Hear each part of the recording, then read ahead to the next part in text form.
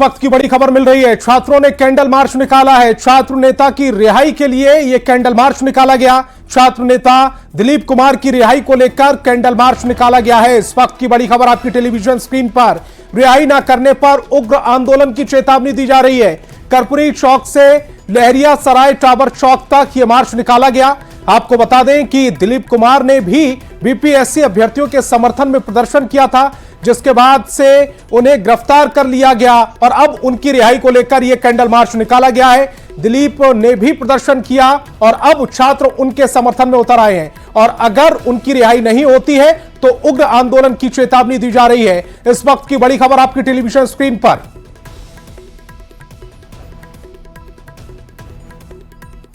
और पटना में एक बार फिर बड़ा हादसा टल गया। बर्ड हिट के बाद पटना एयरपोर्ट पर विमान की इमरजेंसी लैंडिंग कराई गई। विमान में सवार सभी 80 यात्री पूरी तरह से सुरक्षित हैं, लेकिन दिल्ली से शिवलोंग जा रहे विमान में बर्ड हिट के बाद इमरजेंसी लैंडिंग कराई गई। इस हादसे के बाद पटना एयरपोर्ट की सुरक्षा पर फिर सवाल उठने लगे हैं।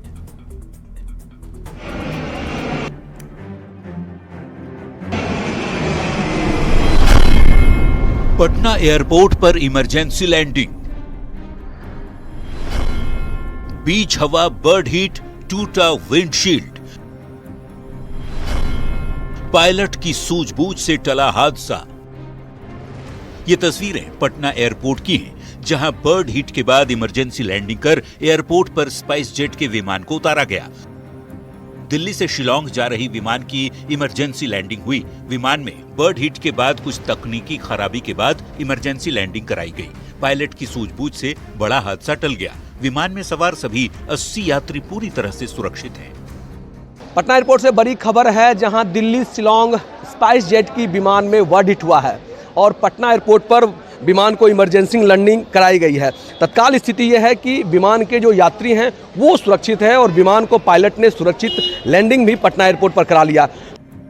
स्पाइस जेट के विमान ने दिल्ली से सुबह 7:03 पर उड़ान भरी थी। इस विमान को सुबह 10:02 पर शिलांग में लैंड करना था। जिस वक्त विमान पटना के ऊपर से गुजर रहा था, बर्ड हीट के बाद पायलट को विमान के कॉकपिट में विंड स्क्रीन में दरार नजर आया। पायलट ने पटना के ट्रैफिक कंट्रोल से लैंडिंग की इजाजत मांगी। इसके बाद पायलटों को लैंडिंग की इजाजत दे दी गई। इस घटना के बाद से पटना एयरपोर्ट पर थोड़ी देर के लिए अफरा तफरी का माहौल भी बन गया। थोड़ा सा ट्रैबुलेंस हुआ था, फिर हमको इमरजेंसी लैंडिंग कराया गया। तो 9:30 बजे से यहाँ में बैठे थे, तभी हमको होटल लेके जा रहे हैं। यात्री सब सुरक्षित है? हाँ जी। मिड एयर में बर्ड हिट हुआ था तो शीशा क्रैक हो गया और बहुत केयरफुली पायलट्स ने पटना एयरपोर्ट में लैंड किया। थोड़ा पायलट ने हार्ड लैंड, हाँ पायलट्स ने बचा लिया और हार्ड लैंडिंग था, बट सभी सुरक्षित और सेफ आ गए। सिर्फ स्पाइस जेट की बात नहीं है, बहुत सारे एयरलाइंस में बहुत सारे कंप्लेंट्स आ रहे हैं और इसकी एक चीज़ ज़रा देखना चाहिए, क्योंकि सेफ्टी को लेकर और ऐसी चीज़ें लेकर ये तो देखना पड़ेगा ना। दरअसल पटना एयरपोर्ट देश के 10 खतरनाक एयरपोर्ट में से एक है। पटना एयरपोर्ट की हवाई पट्टी बेहद छोटी है। पटना एयरपोर्ट पर विमान उतारने की जगह तक नहीं है। एयरपोर्ट के पास ही पक्षी मंडराते रहते हैं। एयरपोर्ट के पास बूचड़खाने और मांस मछली की दुकानों की वजह से पक्षियों की संख्या ज्यादा होती है। रेलवे लाइन के किनारे आवारा पशुओं के शव भी फेंके जाने से खतरा बना रहता है। आसपास पेड़ों और हरियाली की वजह से पक्षियां आकर्षित होती हैं। कई बार पटना एयरपोर्ट पर विमान से पक्षियों के टकराने की घटनाएं हो चुकी हैं, लेकिन विमान हादसे के बाद के सुझावों पर अमल नहीं हो रहा। न्यूज़ 18 के लिए पटना से धर्मेंद्र कुमार की रिपोर्ट।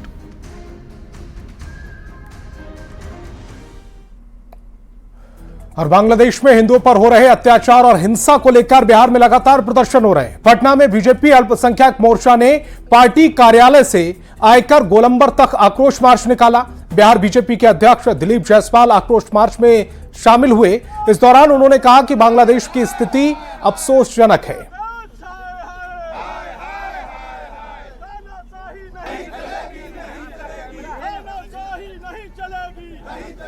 उसके साथ अमानवीय व्यवहार करना एकदम गलत है। इसलिए बांग्लादेश सरकार से मैं अनुरोध करता हूं कि आज भी आप सचेत हो जाइए। नहीं तो ये गुस्सा जो है किसी हद तक जा सकता है। हिंदुओं को भगाया जा रहा है। मेरे यूएनओ से और राष्ट्रीय जितने भी संघ हैं उनसे अपील है कि इसमें इंटरफेयर करें, हस्तक्षेप करें और हिंदू भाइयों को सुरक्षित रखें, नहीं तो वरना हम लोग को परमिशन दे दिया जाए। हम लोग को इंडिया गवर्नमेंट, हम लोग काफ़ी हैं, होश में बांग्लादेश को ला देंगे। और तिरहुत स्नातक उपचुनाव की काउंटिंग की प्रक्रिया जारी है। मतपत्रों के बंडल बनाने की प्रक्रिया खत्म हो गई। 50-50 मतपत्रों का बंडल बनाया गया है। वैध और अवैध मतों को चिन्हित करने की प्रक्रिया शुरू हो गई है। इसके लिए प्रत्येक टेबल पर 10-10 बंडल यानी 500-500 मतपत्र रखे गए हैं। कुल 20 टेबल पर यह प्रक्रिया चलेगी। इसके बाद फिर वैध मतों की गिनती शुरू होगी, जिसके बाद पहला रुझान आने लगेगा। मौके से पूरी जानकारी दे रहे हैं संवाददाता प्रियांक सौरभ। चुनाव का रिजल्ट आज आने वाला है और इसको लेकर वोटिंग का जो वोट काउंटिंग की प्रक्रिया है वह सुबह 8 बजे से ही शुरू हो चुकी है। और अब तक जो जितने भी बैलेट थे उसका बंडल बनाया जा रहा था और बंडल 50-50 बैलेट का बंडल जो है वह बना लिया गया है। और अब जो अगली प्रक्रिया है बताया जा रहा है, जो अंदर से खबर सामने आई है कि अब जो अगली प्रक्रिया है कि जो भी वैध और अवैध मत है उन्हें चिन्हित किए जाएंगे। प्रत्येक टेबल पर 500-500 जो है वह बैलेट रखे गए हैं, यानी 10 बंडल रखे जाएंगे। शुरुआती दौर में मतपत्रों का बंडल बनाने का कार्य शुरू हुआ है। 50-50 की संख्या में बंडल बनाए गए हैं और हर एक टेबल पर 10-10 बंडल रखे गए हैं। और अब जो है इन मतपत्रों को देखे जाएंगे। गणन जो काउंटिंग के जो कर्मी हैं उनके द्वारा वैध अवैध मतों को चिन्हित करते हुए मतगणना की प्रक्रिया पूरी की जाएगी। फिलहाल तमाम बैलेट बॉक्स से तमाम बैलेट को निकालकर उसका बंडल बनाया गया और बंडल बनाने की प्रक्रिया खत्म हो चुकी है। और अब जो है तमाम बंडल को अलग अलग टेबल पे रखा गया है। 10-10 बंडल को रखा गया है, यानी एक टेबल पर 500 बैलेट जो है वह रखे गए हैं, जिसमें से अवैध और अवैध मतों को चिन्हित किया जाएगा। और फिर उसके बाद जो है काउंटिंग की अगली प्रक्रिया शुरू होगी, जिसके बाद जो है देर शाम के बाद रुझान आने भी शुरू हो जाएंगे। मुजफ्फरपुर से न्यूज 18 के लिए प्रियांक सौरभ। और पटना में बिहार अभियंत्रण विश्वविद्यालय के पहले दीक्षांत समारोह में मुख्यमंत्री नीतीश कुमार और दोनों डिप्टी सीएम शामिल हुए। इस मौके पर सफल छात्र छात्राओं को डिग्री देकर सम्मानित किया गया, साथ ही उनके उज्जवल भविष्य की कामना की। सीएम ने अव्वल आने वाले छात्र छात्राओं को लैपटॉप भी भेंट किए। मुख्यमंत्री सचिवालय स्थित संवाद में आयोजित दीक्षांत समारोह में शिक्षा मंत्री भी शामिल हुए।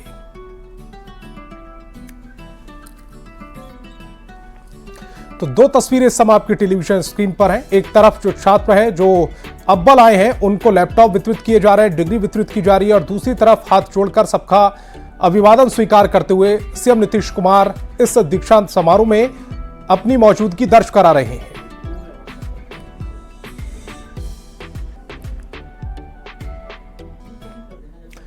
और अब खबर भागलपुर से है, जहां अवैध दुकानों पर प्रशासन का बुलडोजर चला है। स्टेशन चौक से लेकर तरारपुर चौक तक सड़क किनारे लगी हुई दुकानों को हटाया गया। आपको बता दें कि सिटी एसपी के नेतृत्व में भारी संख्या में पुलिस बल के साथ अतिक्रमण मुक्त अभियान चलाया गया। आज हुआ है जिला प्रशासन के आदेश के अनुसार। जिला प्रशासन कितने दुकानों को सर हटाया गया?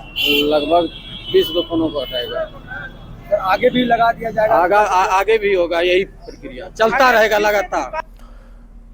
और बाढ़ के बख्तियारपुर में ग्यासपुर पीपा पुल चालू नहीं होने से आम लोगों को परेशानियों का सामना करना पड़ रहा है। स्थानीय लोगों का कहना है कि 15 नवंबर से 15 जुलाई तक पीपा पुल को चालू रखने का निर्देश है।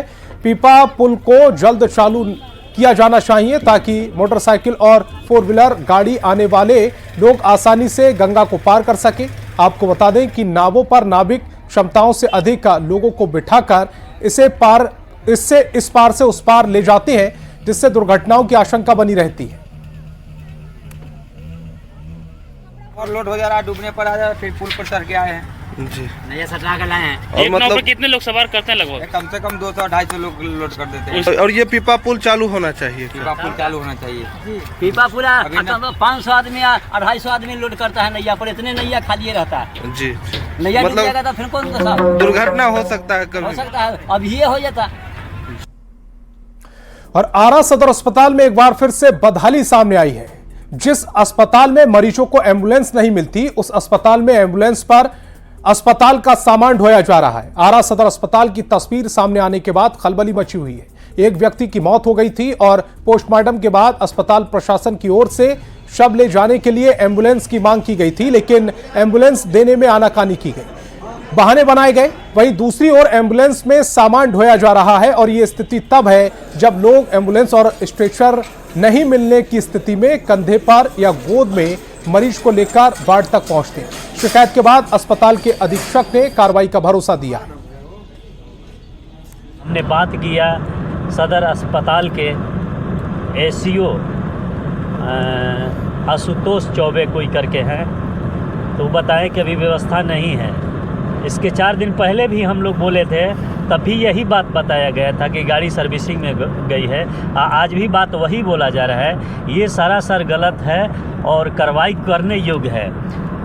हमको लगता है कि ऐसे लफंगों के हाथ में ये ठेकेदारी दे दी गई है सदर अस्पताल के एम्बुलेंस संचालित करने के लिए, तो इनका लाइसेंस रद्द करना चाहिए और नए सिरे से किसी को करना चाहिए जो सुचारू रूप से। जब हम इसकी बात को जानकारी सदर अस्पताल के अधीक्षक महोदय को जब हमने दिया, तो उन्होंने भी इस बात को स्वीकार किया कि हाँ गलत होता है, गलत। जो भी मामला आया है उसकी वृहद पैमाने पर जांच की जाएगी। एक 3 सदस्य समिति हम लोग बना रहे हैं उसमें देखा जाएगा कि किस परिस्थिति में ऐसा किया गया है। जो भी वीडियोस क्लिप्स प्राप्त हुए हैं उस वीडियो की जब पुष्टि और जांच हो जाएगी उसके बाद हम लोग जो कार्रवाई होगी उसमें करेंगे। तो इस बुलेटिन में फिलहाल इतना ही। आप देखते रहिए न्यूज़ 18 बिहार झारखंड।